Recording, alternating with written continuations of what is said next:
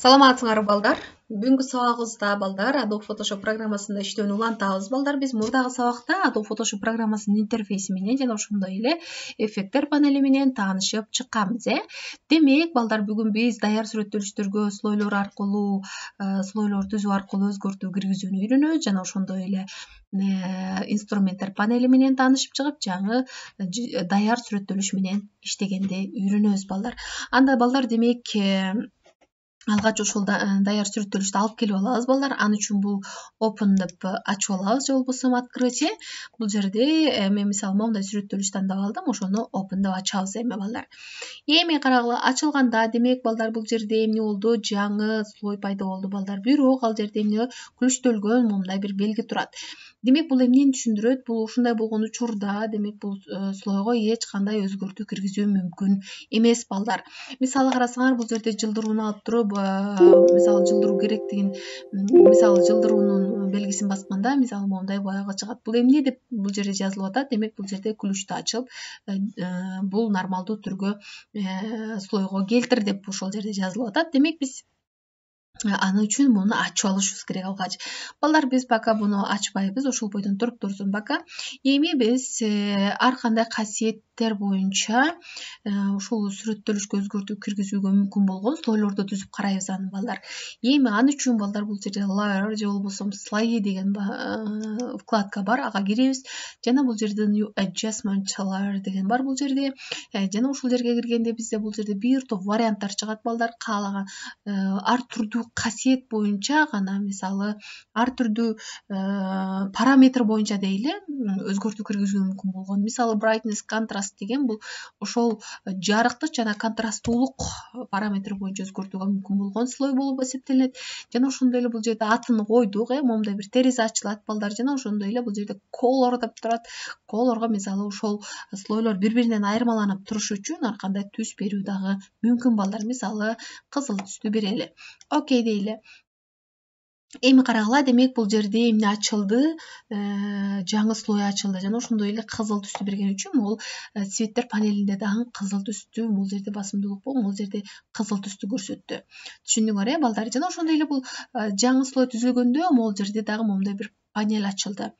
Мында эмне көрсөтүп турат? Демек, brightness-тен жана ошондой эле контрасттуулуктун бул жерде көрсөткүчү көрүнүп турат. Бул көрсөткүчтү демек көмөндөтүп жана жогорулатып ар кандай өзгөртүү киргизсек болот. Мисалы brightness дегенде могул жерде бул сол тарапка жылдырсак, демек бул ошол жарыктыгы азаят балдар, көрдүңөрбү? Жана ошондой эле контрасттуулукту деле мисалы жогорулатып жана азайтсак болот. Бирок балдар, ошондой киргизген өзгөртүүңөр мүмкүн болушунча реалдыкка жакын болсун балдар, себеби ошол сүрөттөлүшүңөр өзгөрүлгөндөн кийин дагы бир реалдуу бир сүрөттөлүшкө окшош бир вариант чыгышы керек. Эми аны мисалы могу панелди жашырып коюш үчүн муну басып коюу гана жетиштүү балдар. Эми демек, эми дагы бир башка параметр боюнча бул слой түзүп көрөлү. Ал үчүн layer, new adjustment layer деп мисалы бул жерден тандайлы. Эми кайсын, мисалы color balance дегенди тандайлы, түстөрүнүн балансы деген. Жана ошондой эле бул жерде башка, мисалы сары түстү тандайлы айырмаланыш үчүн. Көрдүңөрбү? Бул жаңы слой ачылды бул жерде.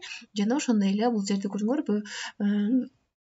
Cyan, magenta жана yellow деген бул red, green, blue деп турат. Бул ушул түстөрдүн ортосунда балансты түзүү үчүн эмне кылды? Ушундай бир панель ачылды. Эми мында дагы биз эмне кылсак болот? Өзгөртүү жүргүзсөк болот. Демек, redти басымдуулук кылсак, демек бул жерде кызылга бир аз жакындап калды, көрдүңөрбү? Жана ошондой эле мисалы cyanга жакындатсак болот, бул голубой, көрдүңөрбү? Могу мисалы greenге жакындатсак болот. Жашылга жакыныраак болот, көрдүңөрбү? Жашыл басымдуулук калат.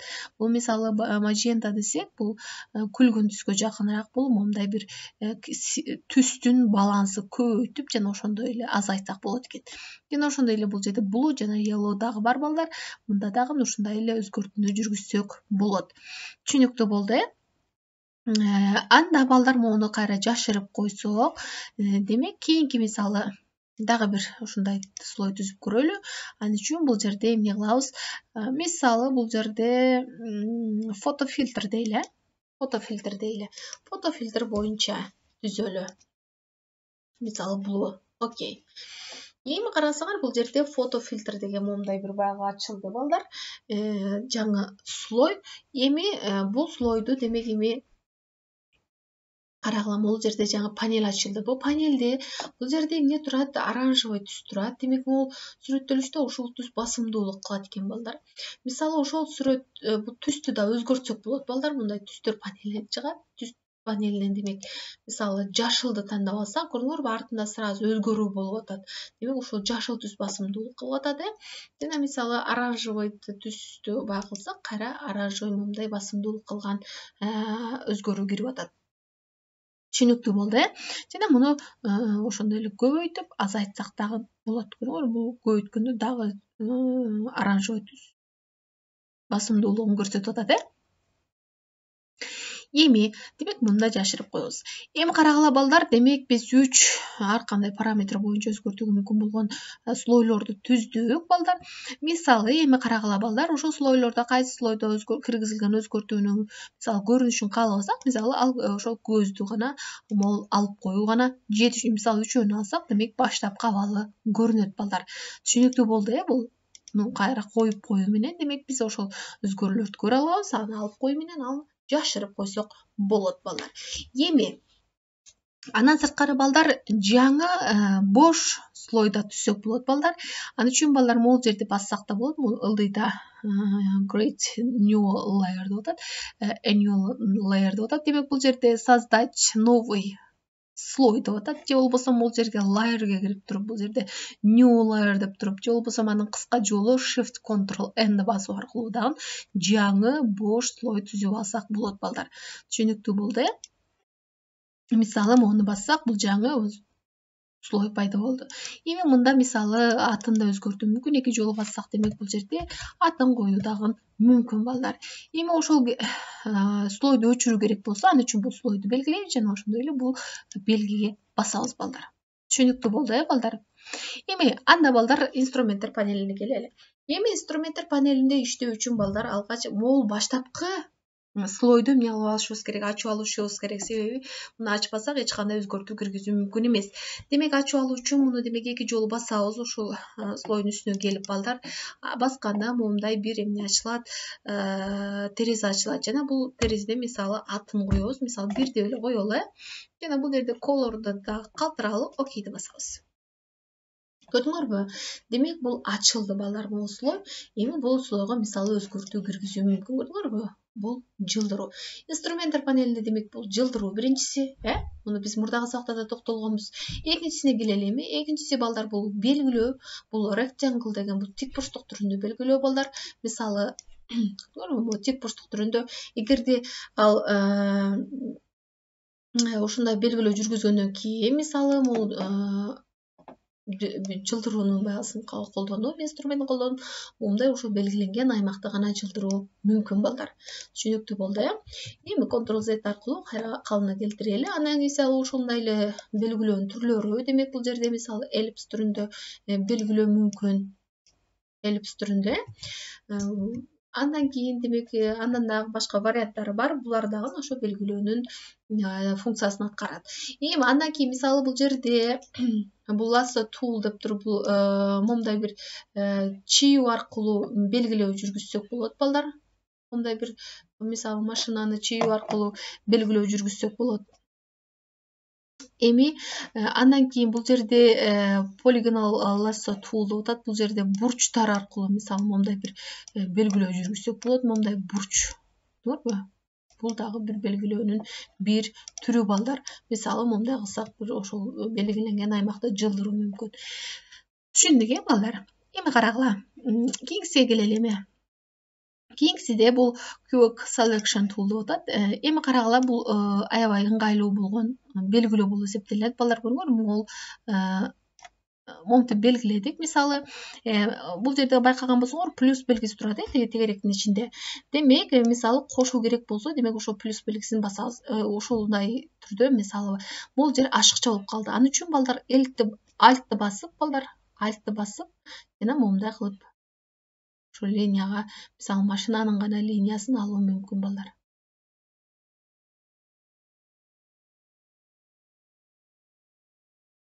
Бул жерде кошуу керек болот экен. Ашыкча жерлерин альтты басуу аркылуу, биргеликте басуу аркылуу мындай жүргүзсөк болот. Мындай мисалы эмне кылдык?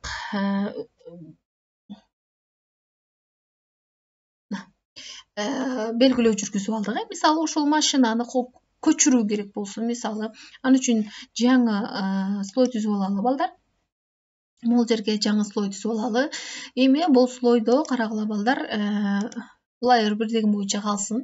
Мисалы ошону эмне кылалы? Биринчи слойдон көчүрүп алалы, Ctrl+C кылып туруп, экинчи слойго мисалы коелу.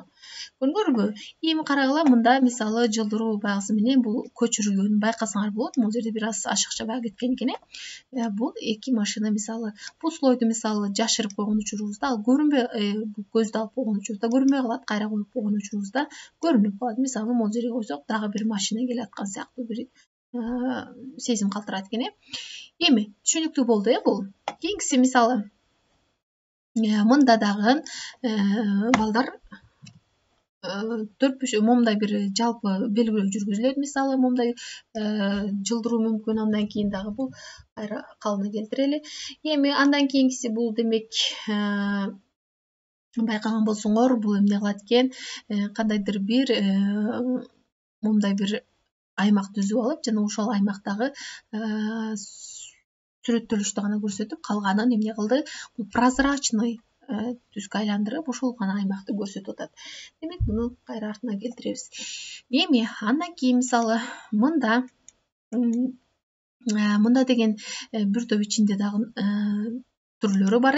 Бул эмнени аткарып берет? Бул бизге түс аныктоо. Мисалы могул жерде кайсы түс басымдуулук кылат? Кызыл түс басымдуулук кылат. Көрдүңөрбү? Бул панелди көрсөтүп атат. Ошол түстүн кайсы түс басымдуулук болсо, демек бул жерде оранжевый түс басымдуулук болуп атат. Бул түстү аныктоого жардам берет. Андан кийинкисине келели. Демек, балдар, бул эң пайдалуу элемент болуп эсептелинет. Эми карагыла, бул демек өзгөртүү киргизүү үчүн биринчи баштапкы слойго келебиз балдар.